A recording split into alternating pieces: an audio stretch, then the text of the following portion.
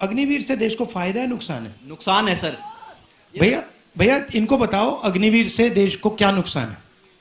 Sir ये आप लोगों की सुरक्षा के साथ खिलवाड़ हो रहा है। ये कोई 4 साल की नौकरी मात्र नहीं है, ये देश की सुरक्षा के साथ खिलवाड़ किया जा रहा, आप लोगों की सुरक्षा के साथ खिलवाड़ किया जा रहा।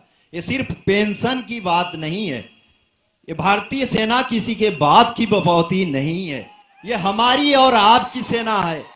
अच्छा एक बात बताओ, ये तो मैं सब आपसे अब देखूंगा, आपसे बात करूंगा मैं आपसे। आप आर्मी को थे, आर्मी के थे, ये अभी आर्मी में नहीं है, तो मैं आपसे पूछना चाहता हूं, अग्निवीर से देश को फायदा है नुकसान है? नुकसान है सर। भैया इनको बताओ अग्निवीर से देश को क्या नुकसान है? सर ये आप लोगों की सुरक्षा के साथ खिलवाड़ हो रहा है। ये कोई 4 साल की नौकरी मात्र नहीं है, ये देश की सुरक्षा के साथ खिलवाड़ किया जा रहा, आप लोगों की सुरक्षा के साथ खिलवाड़ किया जा रहा।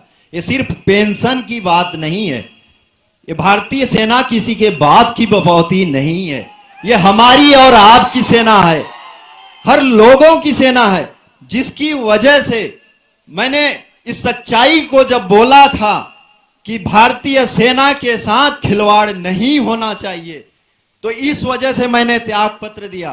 लेकिन उन्होंने बोला ये चीजें मान्य नहीं है, इस चीज को दबाया गया। अच्छा मुझे एक बात बताइए,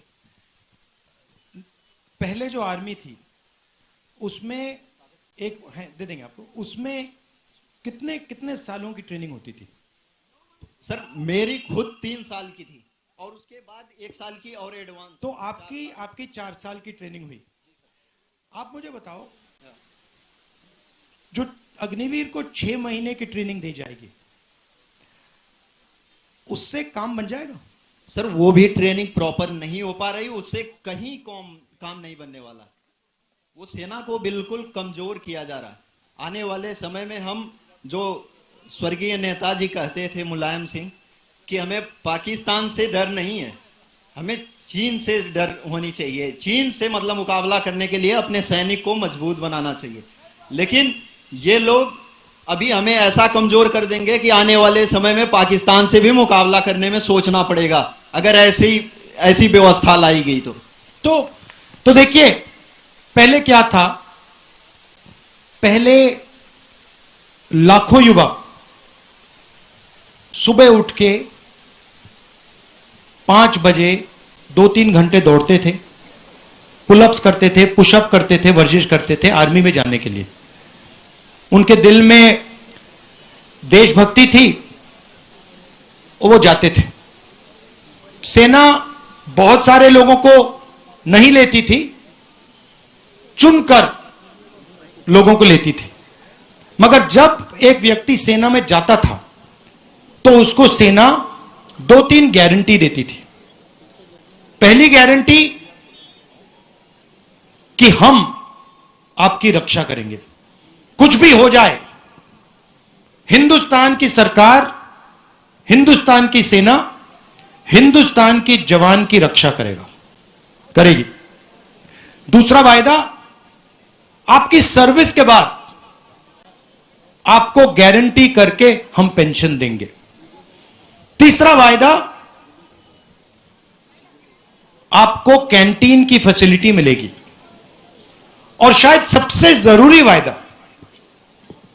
अगर आप युद्ध में शहीद हुए तो आपको शहीद का दर्जा मिलेगा, आपको, आपके परिवार को इज्जत और रिस्पेक्ट मिलेगी। वो जवान के लिए सबसे बड़ी चीज होती है। आप उसको कुछ मत दो, आप उसको पेंशन मत दो, कैंटीन मत दो, कुछ मत दो।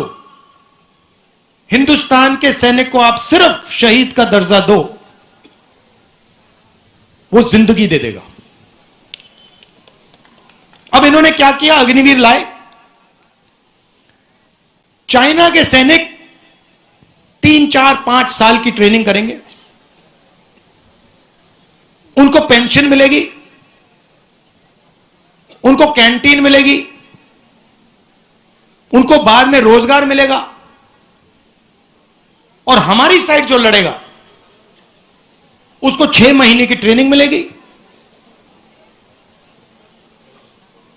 उसको कहा जाएगा कि भैया देखो आप अग्निवीर हो, आपके साथ ये लड़ रहा है, ये अग्निवीर नहीं है। अगर आप शहीद हो गए तो आपको ना पेंशन मिलेगी, ना शहीद का दर्जा मिलेगा, और आपके साथ ये जो लड़ रहा है अगर ये शहीद हो गया तो इसको हम पेंशन देंगे, इसकी हम रक्षा करेंगे, इसको शहीद का दर्जा मिलेगा। मतलब इन्होंने हिंदुस्तान में पहली बार दो तरीके के शहीद बना दिए, एक जिसको शहीद दर्जा मिलेगा और दूसरा जिसको रिस्पेक्ट, आदर, शहीद का दर्जा नहीं मिलेगा।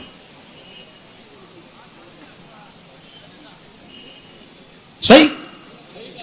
तो इससे क्या आपको क्या लगता है, हिंदुस्तान की सेना मजबूत होगी, कमजोर होगी? कमजोर होगी, मनोबल गिर जाएगा। अच्छा, पहले क्या होता था, हथियार कौन बनाता था? HAL। हाँ, सब कुछ जानते हो आप लोग, गुजरात के लोग सब कुछ जानते हैं। HAL, Indian ordnance factory, DRDO। अब कौन बना रहा है? अदानी डिफेंस। वो अंबानी अनिल अंबानी में, उसका थोड़ा बिजनेस खराब हो गया बेचारे का। तो अब क्या होगा, सिपाही को, जवान को पेंशन नहीं मिलेगी, शहीद का दर्जा नहीं मिलेगा, कैंटीन नहीं मिलेगी, अदानी की राइफल मिलेगी।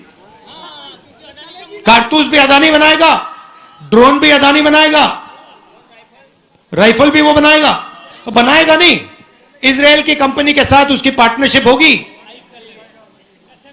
असेंबल करेगा, थोड़ा सा पैसा वो लेंगे, थोड़ा सा पैसा ये लेगा, और हिंदुस्तान का जवान बिना ट्रेनिंग के शहीद होगा। तो ये है इनकी सोच। इसका बहुत जबरदस्त नुकसान होने वाला है। अभी जनता को समझ नहीं आ रही बात, इससे बहुत भयंकर नुकसान होने वाला है सेना का और हिंदुस्तान का। तो ये मैं आपसे मैं आपसे बात कर लूंगा। तो ये मैं आपसे कहना चाहता था, जाति जनगणना इकोनॉमिक सर्वे नहीं भूलना है। वायदा करो मुझे, नहीं भूलेंगे बस, और करवाएंगे, गिनती करवाएंगे। बहुत बहुत धन्यवाद, नमस्कार, जय हिंद।